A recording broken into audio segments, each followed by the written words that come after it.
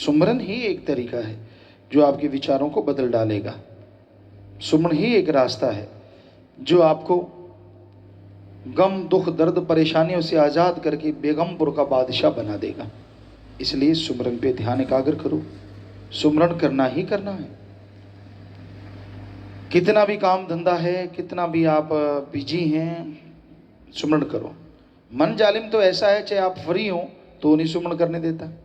गप मार लिए, इधर उधर की बातें कर ली, ये क्या है, वो क्या है, फलां क्या है, बिना वजह दीवारों को तस्वीरें बनाता रहता है, पेंटिंग करता रहता है।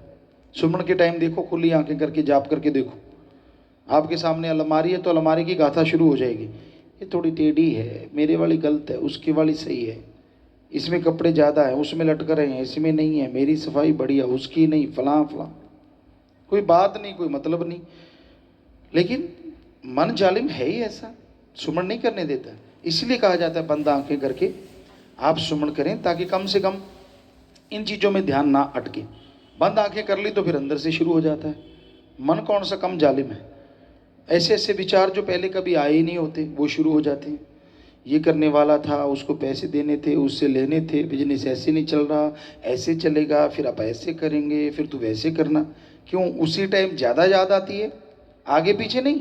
आगे पीछे कोई मतलब नहीं। उस टाइम सारे रिश्ते नाते याद आने शुरू हो जाते हैं, सारे काम धंधे शुरू हो जाते हैं। जिससे लड़ा है उसको गालियाँ देना शुरू कर देता है, या उसकी टांग खिंचाई शुरू, हाँ ऐसे करेंगे फिर साले को पता चलेगा, इत्यादि इत्यादि। मन का काम ही ऐसा है, ये सुमरन में नहीं लगने देता। तो इसलिए करते रहो सुमरन। जो सुमरन कर लोगे, ये मन में ताकत नहीं है कि, या मन में तो क्या, काल महाकाल में भी ताकत नहीं है कि जो आपने सुमरन किया उसको खत्म कर सके। क्योंकि वो अल्लाह वाहिगुरु का सुमरन है, उसे कोई खत्म नहीं कर सकता। जितना आपने कर लिया वो आपका हो गया, और उसकी खुशियों के हकदार भी आप जरूर बनेंगे।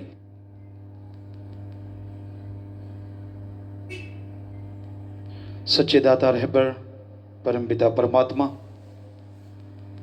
उसके प्यार में, उसकी मोहब्बत में, उसके नाम में जो शक्ति है वो कल्पना से परे है। जीव जो सोच भी नहीं सकता वह नज़ारे मालिक दिखा देते हैं जो उसके नाम का सुमरन किया करते हैं। नाम का सुमरन अनमोल है, बेशकीमती है, और हैरानी है ऐसे अनमोल बेशकीमती नज़ारे को लेने के लिए एक पैसा भी खर्च नहीं करना पड़ता। हीरे जवाहरात, सोना चांदी, जो भी गहने आप पहनते हैं उसके लिए रुपया पैसा खर्च करना ही पड़ता है। लेकिन अनमोल नाम, बेपरवाह जी ने फरमाया है, अनमोल नाम बिन मोल मिले संतों के बाजार में। संतों का बाजार सत्संग होता है। संत कहीं भी जाते हैं, दुनिया क्या सोचती है, क्या उनके दिलो दिमाग में सवाल चलते हैं, कैसे कैसे वो मामलात बना देते हैं, ये उनका मन है और वो मनमते हैं। संतों को इससे कोई लेना देना नहीं होता। पर संत यहाँ भी जाते हैं, सत्संग ही उनका बाजार होता है, और रूहों का वो वाणिज्य व्यापार करते हैं। हमेशा ऐसा ही होता है। निजामुद्दीन औलिया, उनके साथ उनके मुरीद थे, कहीं भी जा रहे थे, कहने लगे भाई आज तो वैश्या के कोठे पे चलेंगे। अब आम आदमी जाते हैं वो तो यही सोचेंगे कि ये भी तो आदमी है। तो वो वैश्या के कोठे पे चढ़ गए।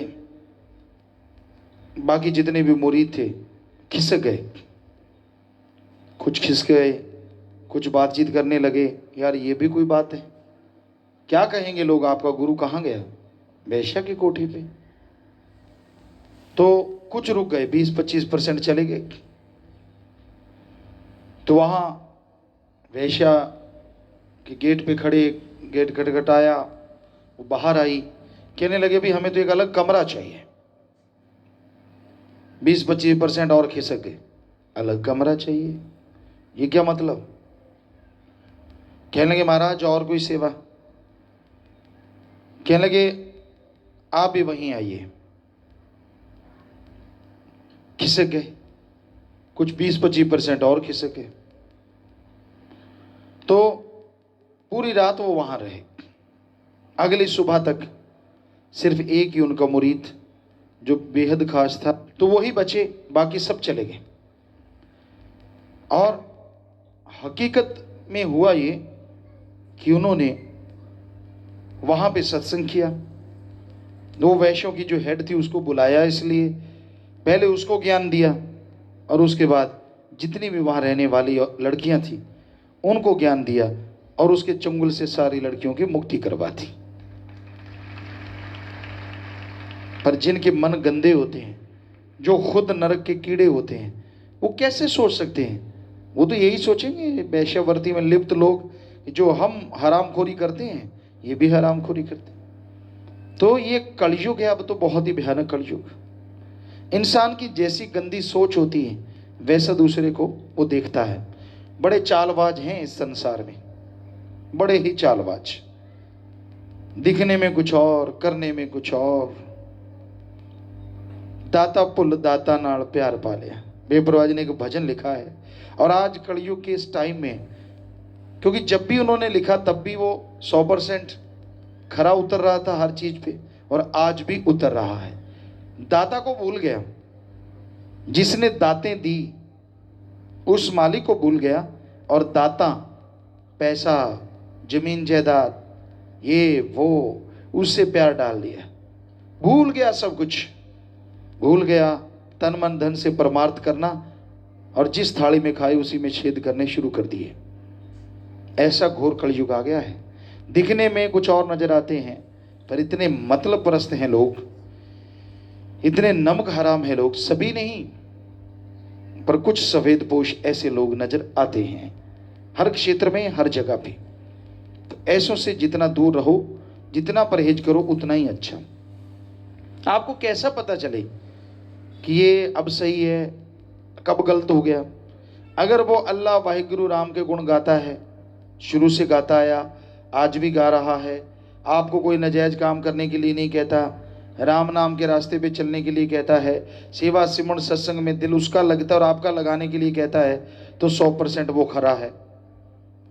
अगर वो कभी किसी आदमी में कमी निकालता है, कभी किसी में, ये प्रबंधक सही नहीं, ये फलाना सही नहीं, ये दिंकड़ सही नहीं, समझ लो उसकी लुटिया डूबने वाली है।